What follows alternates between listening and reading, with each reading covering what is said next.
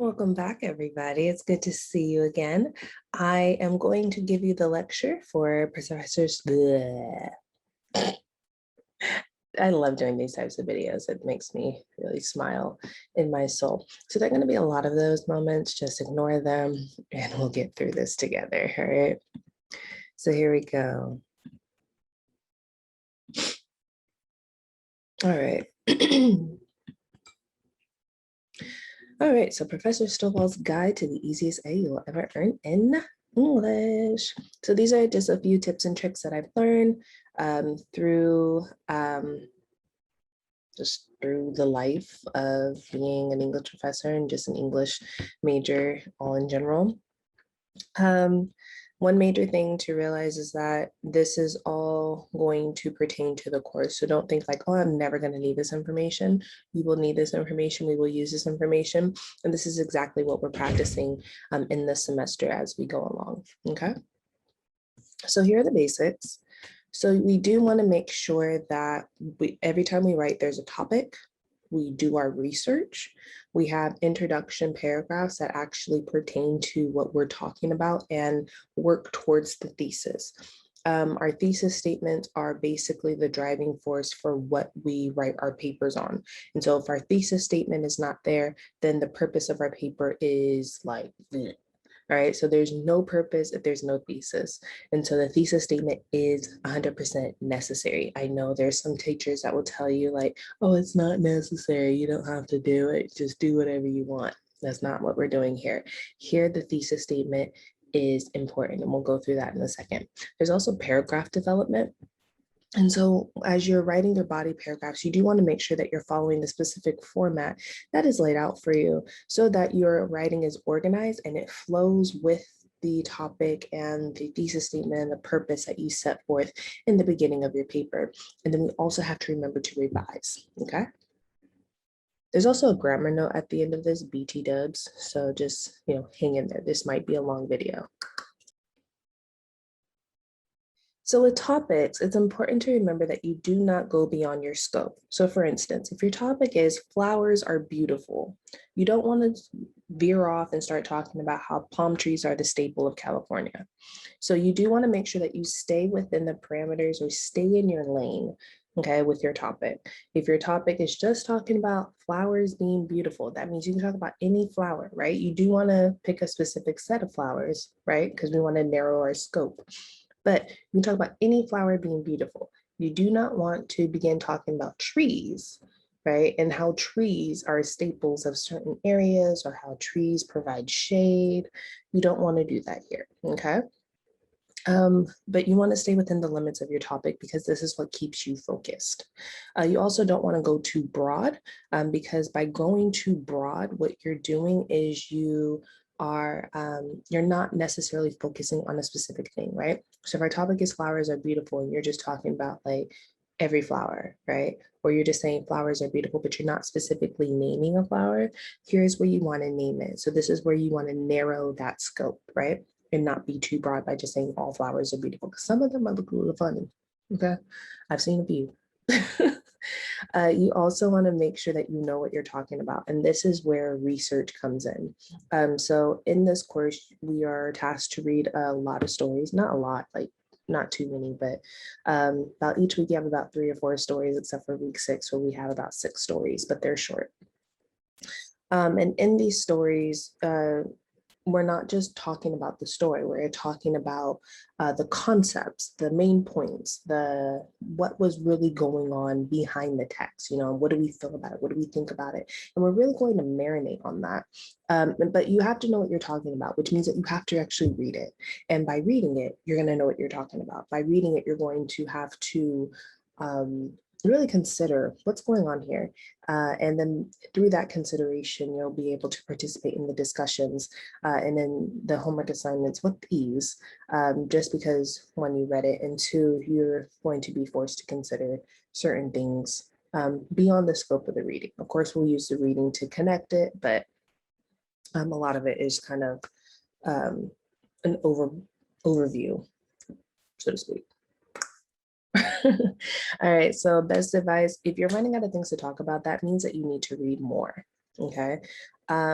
my mentor when I was in graduate school, taught me that.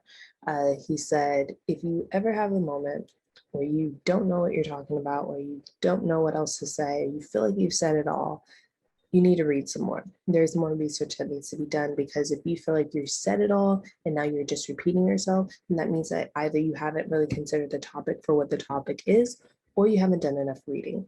And so I definitely recommend that if you find yourself in a space where it's like, I don't know what I'm doing, I don't know what to say, read some more, and then really dive into the prompt.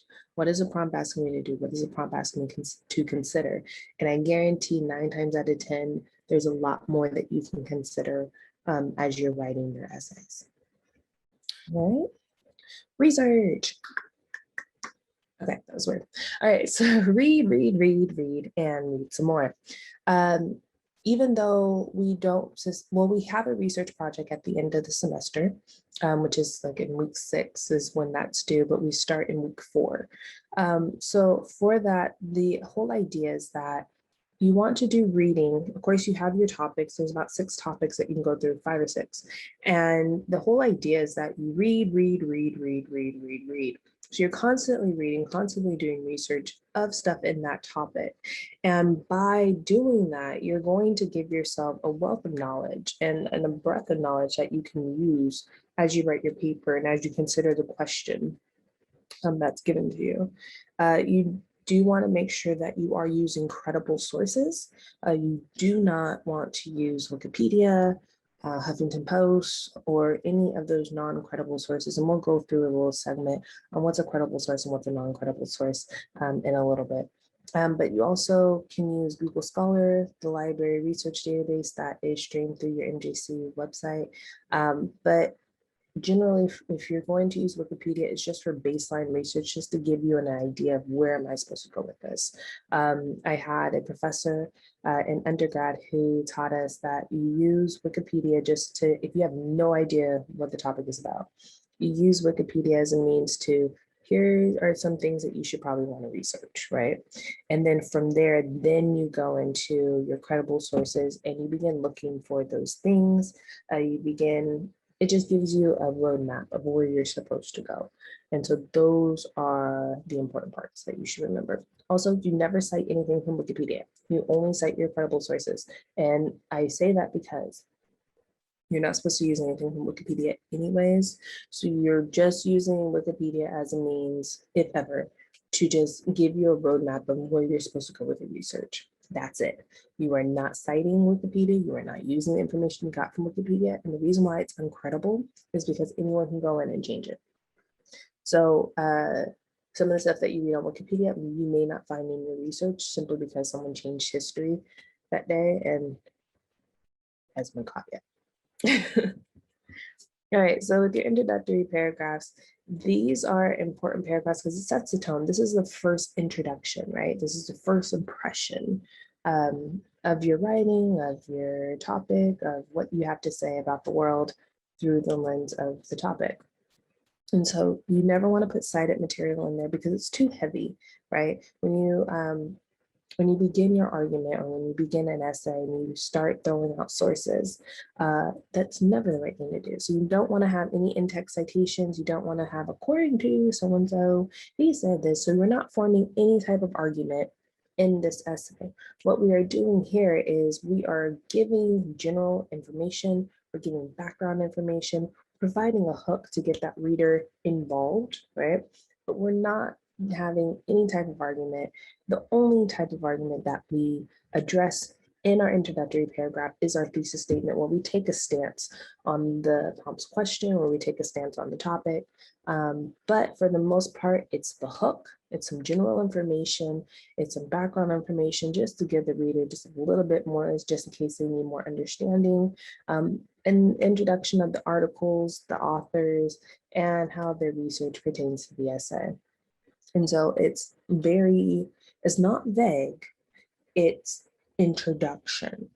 Think trailer, right? So when you're watching a movie trailer, the movie trailer never tells the entire story. Now, sometimes there are some movies that all its best parts are in the trailer. Here, We want to make sure that the reader has enough information to go forward in your essay and have full understanding. If they do not have full understanding, it's going to suck. Keep that in mind. All right, so your thesis statement. When you have a thesis statement, the thesis statement is clear, concise, and it's the overarching theme of your paper, right? It's overarching purpose. So flowers are beautiful, boom. Just clear, concise, to the point. Now your hook, your general information, your background information, everything's going to work its way down to that thesis, right? To where you're being able to make that point. So everything works together to get you to, this is the point I'm going to make. Here's some information about the topic. Here's the point I'm making, right? And then I like to make this connection. So if you've seen Thor, Heimdall, which is played by Idris Elba, he's the guardian of the cape, right? So he protects everything that comes in except for like that one movie where he was kind of, he wasn't really there. But he's the protector of the gate, which means that everything that wants to come in has to go through him, right? Allegedly, except for that one movie. Okay, we're not considering that part. But the thesis statement is the guardian of your paper. So this is what protects your paper from going off topic. This is what protects your paper from off subject material, protects the purpose of your writing. It keeps you safe. This is where we're going, and this is as far as we're going to go. Okay. Now, for that movie, I think it was the second one, right? Where the dark elves kind of snuck in and they're invisible, and like he kind of saw it as they were coming in. So the reason why that's important, right? When you can't see where you're going, or when you don't have enough research that's done, you do want to make sure that you protect yourself from off subject material. That's when those dark elves kind of snuck in through the back, right? You do want to make sure that you protect yourself from that and you're not having to re-chase yourself and protect your thesis or protect your paper. Oftentimes, the way I've seen it, students will go off topic and then they'll realize, oh no, I'm going off topic. And then they'll just kind of veer their way back onto topic. You do want to make sure you cut that off topic stuff off. I understand I only have so many hours. I have to work. I have to do this. I have to do that. It's super important to just cut that material out and write fresh material that pertains directly to your thesis statement. And that's what protects you in your writing, sticking to your thesis statement. What was the promise that you made and upholding it, okay? Paragraph development. All right, so paragraph development, all paragraphs follow this structure. So you have a topic sentence, and a topic sentence is based on your thesis statement. Every topic sentence that you write in your body paragraphs is based on that thesis statement. It's either answering that question or it's furthering the point, right? So if you took a stance, it's furthering why that stance needs to be made. It's furthering the answer to the question. Your thesis statement, keep in mind, is never going to be a question, but it's an answer. It's a further answer to the prompt question, if that makes sense. All right. The bridge is that piece that kind of connects your topic with your stance, okay? So for instance, if flowers are beautiful, then you want your bridge to be the pretty colors, the way they open, or bloom, I'm sorry, that's the correct word. You know, how different seasons bring different flowers, and also if you have two flowers of different colors, right next to each other, there's going to be a third flower with a variegation of the two colors. And so those are things that you can address in your topic sentences. Each one of those topics is something that you can discuss as to why flowers are beautiful. And then for your evidence, you're pulling something specifically from the reading, right? Or your research that aligns with the topic sentence, not the bridge, but the topic sentence. And it specifically upholds your stance, right? So if your topic sentence is, flowers are beautiful because the way they bloom, right? So you only want your author or your evidence that you are citing to talk about how flowers blooming are beautiful. That's it. You don't want anything more, anything less. Everything else is just like, okay, it's not necessary. And so you do want to make sure there's full alignment in everything that you are saying as it pertains to your topic sentence and your evidence. It all has to connect. And then after you cite your evidence, then you begin paraphrasing. So what does this mean? How does this relate to my topic? And as you're working down to that analysis piece. And that analysis piece is where you really make the connection between your topic and the evidence. This is what this means, and this is the author that proves me to be true, and this is the stance. This is why my stance is correct, right? And then you have that concluding sentence, therefore, yada, yada, yada. Flowers blooming is the best. And so that's where you want to work your way through. There is an outline for essay writing that I will go through, I think after this lecture. You have that one right below it. And that is the format at which you are to work through your paper. So it has the introduction paragraph, it has the body paragraph structure, and then it has a concluding paragraph structure. And so that's what you're working through as you write your paper. So we'll go through that after this lecture, but I do want to make sure that you have that information. And then your concluding paragraph. So with your concluding paragraph, there's no new information. Everything is wrapping up, right? So we're wrapping up what we told everybody. We're giving the information in a new way. We're not restating, but we are reaffirming, this is what I said, this is what we learned, and here is the beautiful thing that makes it wonderful. Full understanding, clarity. You do want to make sure that if there were any questions or any holes left in your reading, you do want to go back and talk about that, okay? Everything has to make a connection. Everything has to be whole. It has to be full circle, okay? You always want to remember to hit page count, okay? So if there's a 3-page limit, or 3-page minimum, you want to make sure you have 3 full pages, right? All the way to the bottom, all the way from the top to the bottom, right? Of 3 full pages. Sometimes I tell students bleed over to the 4th page just so you're safe, because that little bit can be the difference between you did it or you didn't, okay? Your works cited page goes on another page. It does not end. If you, like, for instance, say like you only have 2.5 pages and you put your works cited there at the bottom, that does not count. Also, your works cited page is not, your works cited page is separate from your content. So if it's 3 pages minimum, then that means that it's 3-page minimum of content and then your works cited page, okay? That's what it is. And so you want to make sure that you're constantly hitting your page requirements, because that definitely helps you receive a passing grade. It's not always guaranteed, but generally if you meet page requirements, I've seen good things. Also, you want to make sure that you proofread. And by proofreading, I'm not talking about like, I'm reading this as I'm submitting it. By proofread, I mean like you take specific time that is dedicated to just reading what you wrote. That's out loud, that's to somebody else, that's letting Google Translate read it back to you. Proofread, make sure that your content makes sense, make sure that you're checking for grammar errors, confused words, sentence structure, making sure that you're following that paragraph structure that we just talked about. You do want to make sure that you proofread, and proofread. What are we going to do? Proofread. And then we're going to proofread again. Like, I can't stress this enough. I promise you about 80% of the errors that are on your paper can be caught through proofreading. 80%. Some of it, like, we just don't know, but it looks funny, right? So if it looks funny to you, it's going to look funnier to me. So like, fix it. It's okay to fix it. Also, if it does not make sense to you, it's not going to make sense to me because I'm not in your head.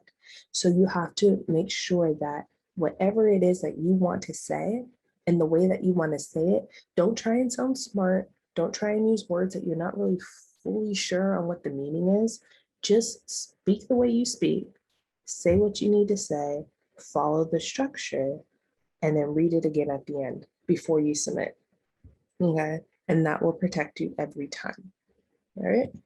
All right, so you get one free revision of the first 3 essays. So you must submit the essay in order to revise it. So you don't get to use one of your revisions if you just say, you know what, I'm not gonna do this first essay, I'm gonna do it at the end of the semester. No, that's not how it works. You have to submit an essay in order to revise it. And you're not simply correcting the surface errors, like the grammar, the misspelled words, or like, the periods and places they're not supposed to be. What you're doing is you're changing the organization, you're developing your sentence structure, you're making sure that your paragraphs are aligned the way they're supposed to be, and you're making sure that your word choice is specific to the writing that you're doing. So it's a full rewrite.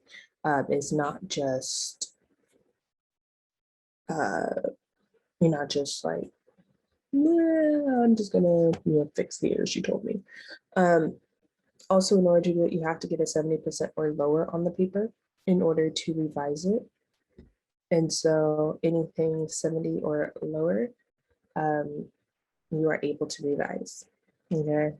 I don't want to take an A paper and then like it's like I don't know how to rewrite this, like it's an A paper, right? Because generally an A paper has very minimal errors. It's on topic. It has like very few things that are wrong with it. So see below, see a revision. Also, if you don't use any of your revisions, say for instance, you hit like, 80s and 90s on your essays for the first three, I'll give you extra credit at the end. So it's an incentive for you to do your best work the first time. So if you don't have to use your revisions at all, and that's not you making the choice not to, that's you don't have under a 70 or below on any of your essays, you get extra credit at the end of the semester. You're welcome. Grammar, where does the comma go? All right, here we go. So commas are important. A lot of times we see them, a lot of times we don't know what they're for. A lot of times it's the key on the keyboard that, sometimes gets touched, sometimes doesn't. Sometimes should be touched and it's not. So we use commas for things like lists. So I like studying, reading, and sleeping, and you want to make sure you hit that comma right before the and when you're having three things. For introductory phrases, so these are in the morning, these are your adverbial phrases, these are your prepositional phrases, your noun phrases, any type of phrase, you do want to make sure you hit that comma right before you give the information. So in the morning, I drink coffee. In the morning, comma, I drink coffee. It's also wise that you begin to speak this stuff out so you can practice it.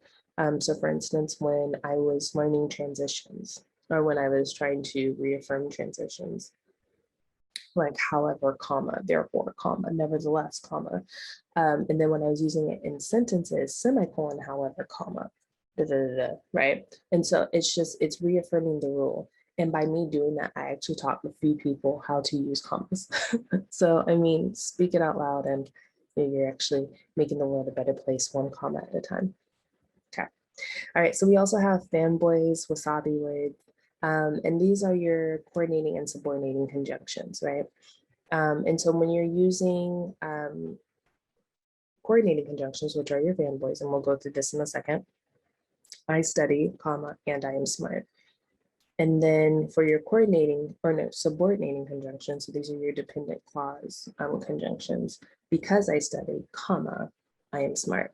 A lot of people learn that you're not allowed to use because at the start of a sentence. It's because they did not know where the comma went. So now that you know, you can use because in the beginning of a sentence, as long as you properly punctuate it. You're welcome. Mind blown. All right. And then finally, these are called appositives. I've also heard them called other things, but I like appositives because it just makes more sense to me. So the smart kids, Simon and Peter, that's enclosed in the commas, went home. If you were to take out Simon and Peter, it just says the smart kids went home, but adding that extraness by defining who the smart kids are. Smart kids are Simon and Peter, that they need to be enclosed in a comma. It's my comma. Okay. I hope this is making sense. So your fanboys are for, and, nor, but, or, yet, so. Once again, that's for, and, nor, but, or, yet, so. Once again, it's for, and nor, but, or, yet. So, and that comprises your fanboys, also known as the coordinating conjunctions. So your subordinating conjunctions are while, even though, since, although, when, because, if. Once again, that's while, even though, since, although, when, because, if. Again, while, even though, since, although, when, because, if. And these are your subordinating conjunctions. So these are a bit different from your coordinating conjunctions, where commas are needed before these. Okay, so commas are always needed before your coordinating conjunctions. With your subordinating conjunctions, depending on their placement, okay, depending on their placement, they may get a comma here.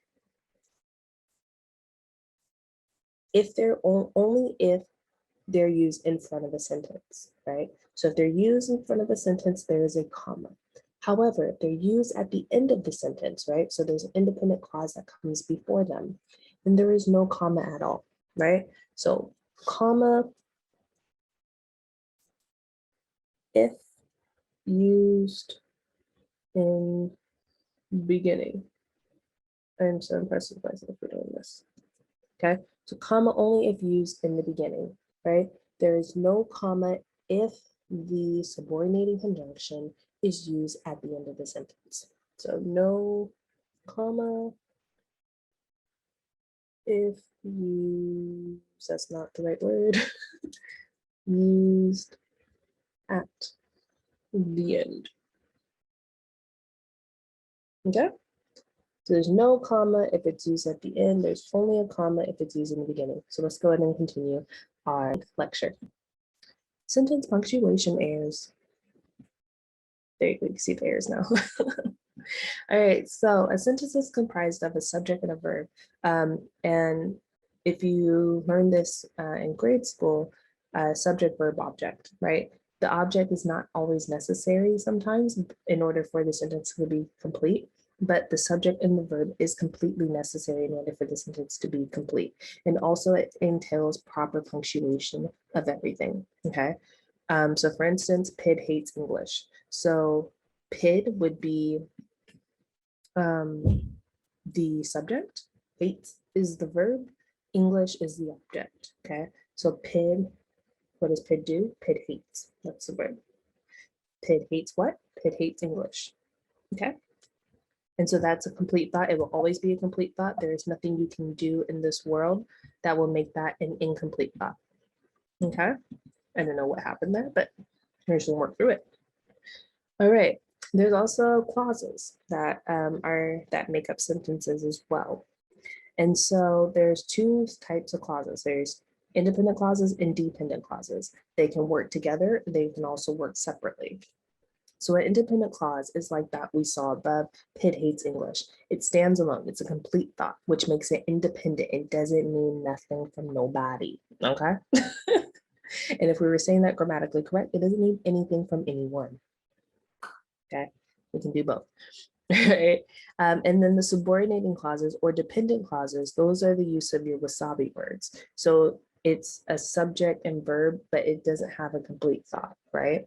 So for instance, because the wasabi word is in front of the subject, it makes the thought incomplete because now you're missing the what and the why, okay? So because Pitt hates English, what, right? So it's incomplete. And so you have to put a complete thought at the end of that. Make sure you have the comma after English because Pitt hates English, comma, he doesn't do his homework, which is never a good thing. Okay, it's never good. So you always want to make sure that you are always doing your English homework so you can pass the class. I don't care if you hate it, just do it. It makes it better for all of us. All right, and then you also use commas to separate those caveat phrases, so like we went over earlier, whether it's a prepositional phrase, adverbial phrase, adjective phrase. I can't remember how that one's supposed to be said, but yes, regardless of what it is, in the morning, comma, I wake up. In the room, comma, there's a bed. By the chair on the next day, comma, so it all works together. And there's a group of words that feel like they belong together, okay? And so you do want to make sure that you're properly punctuating and you're properly giving those words their rightful due, okay? And then you have your coordinating conjunctions where commas are always needed. So you have your independent clause, your fanboy, right? So you're used to fanboy, so that's for, and, nor, but, or, yet, and so. And then the rest of your independent clause. And that is always going to have a comma, okay? So your subordinating conjunctions, which are your wasabi words. So there's two ways in which you can use your wasabi words. You can use them at the end of the sentence, so where you have your independent clause, right? Pitt hates English because he doesn't feel like he's good at it, right? So because we use because, then everything that comes after it is a dependent clause.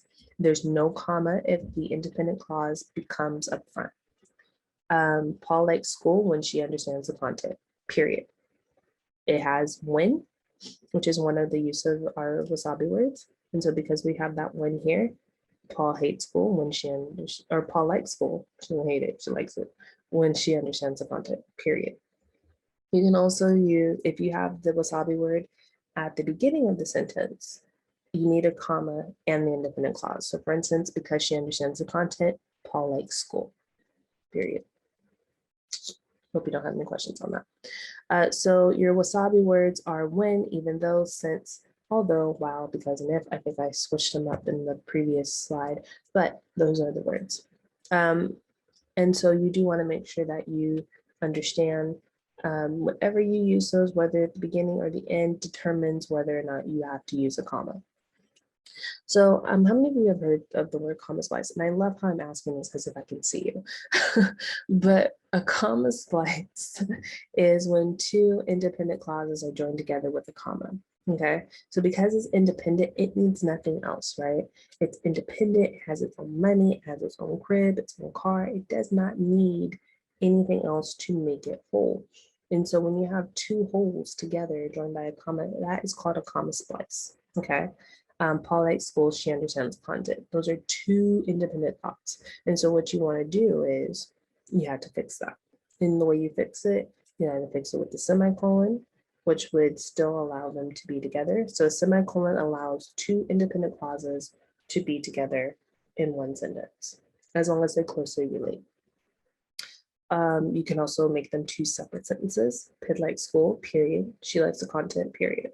You can put a wasabi word in there.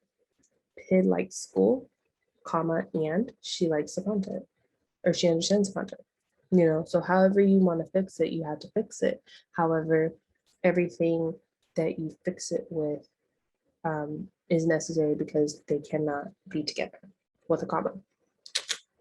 All right, a run-on sentence is when two independent clauses are together without any punctuation. Pid likes school, she understands the content. So that's a fuse structure.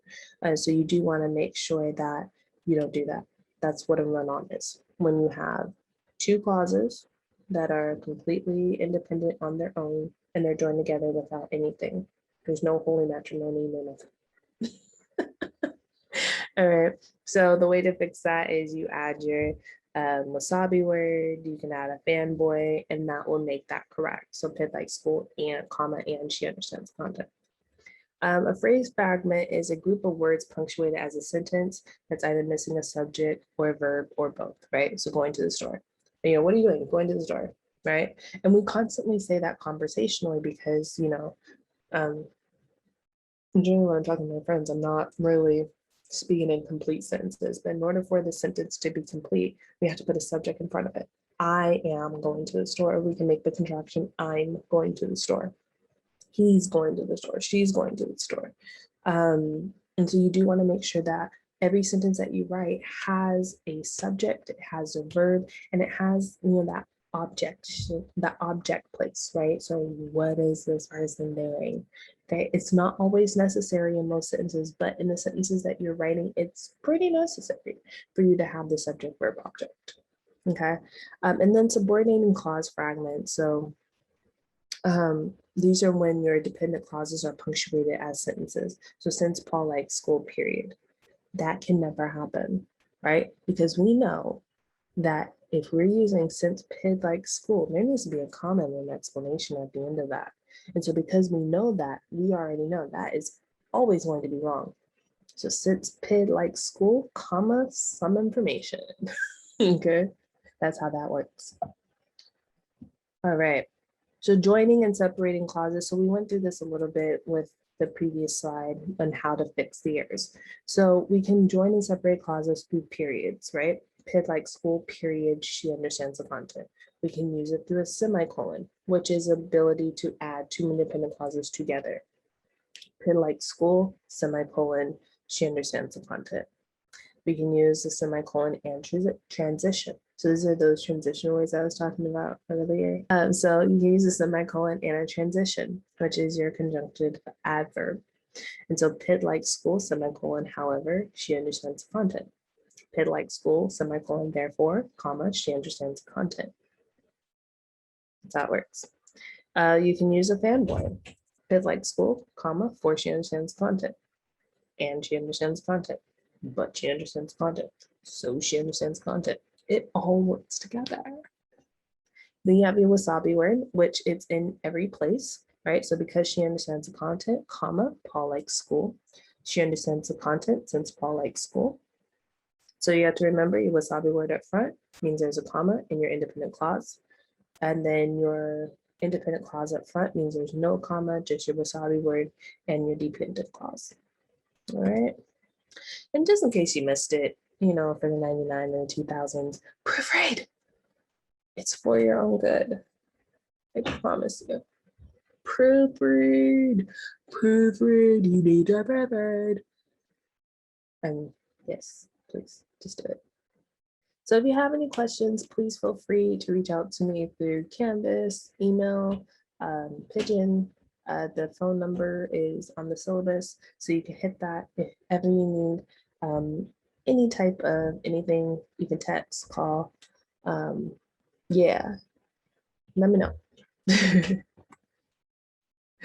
Have a good day.